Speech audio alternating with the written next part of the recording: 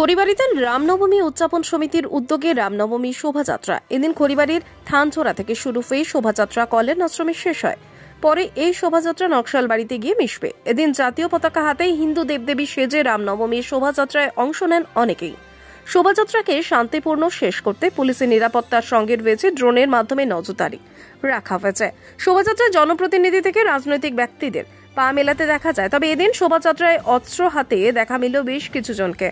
শান্তিপূর্ণ এই শোভাযাত্রায় খুশি উদ্যোক্তারা। বাড়তি নজরদারি পুলিশের, মত পুলিশ সুপারের।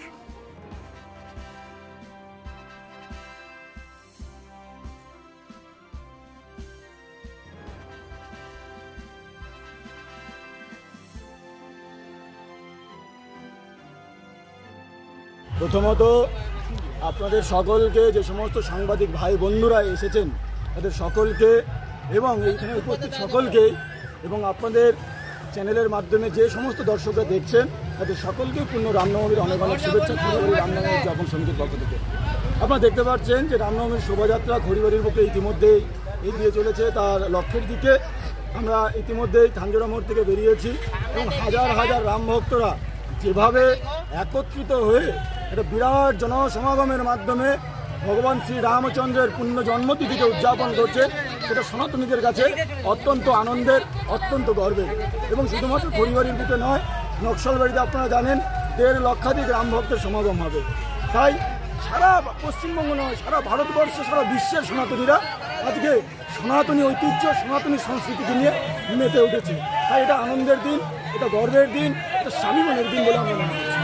কোথায় যাবে এই রেলটা আপনার? এই শোভাযাত্রা আমাদের নকশালবাড়ির যে মূল কেন্দ্র, যেখানে প্রায় 1.5-2 লক্ষাধিক রামভক্তের জনসমাগম, সেই রামভক্তের জনসমাগমের মধ্যে আমরা মিলিয়ে যাবো। না, আপনার নাম? কাঞ্চন দেবনাথ। সেটা আপনারা ক্যামেরা ঘোরালে দেখতে পারবেন যে কোথাও কোনো বিশৃঙ্খলা নেই, অত্যন্ত সুশৃঙ্খলভাবে আমাদের শোভাযাত্রা চলছে। এবং আপনারা যদি আপনাদের ফাইল ফুটেজ থেকে দেখে নিতে পারেন, সেখানেও দেখবেন খড়িবাড়ির বুকে রামনবমী যেভাবে উদযাপিত হয় আর কোথাও হয় বলে আমার অন্তত পক্ষে মনে হয় না, আমি দেখিনি। আপনারা আপনাদের বিভিন্ন যে আপনার সহযোগিতা আছে তাদের ফাইলও দেখতে পারবেন। আর খড়িবাড়ির বুকে এত পুলিশ প্রশাসন দেওয়ার অর্থটা কি বুঝলাম না। যেখানে এটা তো পশ্চিমবঙ্গ পুলিশ, যেখানে পশ্চিমবঙ্গের বুকে হাওড়াতে রামনবমী উদযাপন করবে তার জন্য পুলিশ পারমিশন দেয় না, হাইকোর্টের কাছ থেকে গিয়ে পারমিশন নিতে হয়। যেখানে পুলিশ ব্যর্থ নিরাপত্তা দিতে, সেই জায়গায় নিরাপত্তা দেওয়া উচিত। সনাতনীরা খড়িবাড়িতে অত্যন্ত সুশৃঙ্খল, সনাতনীরা পশ্চিমবঙ্গে অত্যন্ত সুশৃঙ্খল, সনাতনীরা ভারতবর্ষে সুশৃঙ্খল বলেই ভারতবর্ষে গণতন্ত্র এখনো সারা বিশ্বের মধ্যে অন্যতম চর্চিত গণতন্ত্র। তাই সনাতনীদের এত আগলে রাখার দরকার নেই। আপনারা সার্বিকভাবে নিরাপত্তা প্রদান করুন, তাহলেই হবে। তবে আমরা মনে করি পুলিশ প্রশাসনের দায়িত্ব নিরাপত্তা দেওয়া তারা দিচ্ছে, যে সংখ্যক দেওয়া হয়েছে তাতে করে অনর্থক অর্থের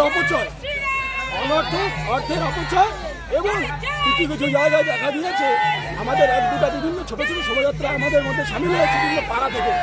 তাদেরকে বলা হয়েছে অনুমতি নেই, শোভাযাত্রায় যাওয়া যাবে না। কিন্তু পুলিশ অনেক চেষ্টা করেছে, পারেনি। জনসমুদ্রে পরিণত হয়েছে খড়িবাড়ি। তাই পুলিশ প্রশাসন যতই নেমে যাক, যত কিছুই করুক, তারা পারবে না। হিন্দুরা এক হয়েছে, হিন্দুরা মনে করেছে এক হয় তো সেভ হয়। তাই নিজেদেরকে সুরক্ষিত রাখবার জন্য সমস্ত হিন্দু আজকে এক হয়েছে।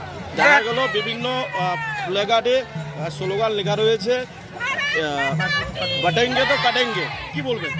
অবশ্যই দীর্ঘদিন থেকে ভারতবর্ষের সনাতনী সাম্রাজ্যকে কেটে দেওয়ার প্রবণতা চলেছে দীর্ঘদিন থেকে। আপনারা দেখতে পারবেন, আমার এখান থেকে কোনো রাজনৈতিক শব্দ উচ্চারণ করা উচিত নয়, কিন্তু গতকাল একটি রাজনৈতিক দলের, একটি দেউলিয়া শূন্য হয়ে যাওয়া রাজনৈতিক দল, তারা থানায় স্মারকলিপি দিয়েছে, যেখানে বলেছে যে আগামীকাল রামনবমী, হিন্দুত্ববাদীরা পথে নামবে, বিশৃঙ্খলা করবে।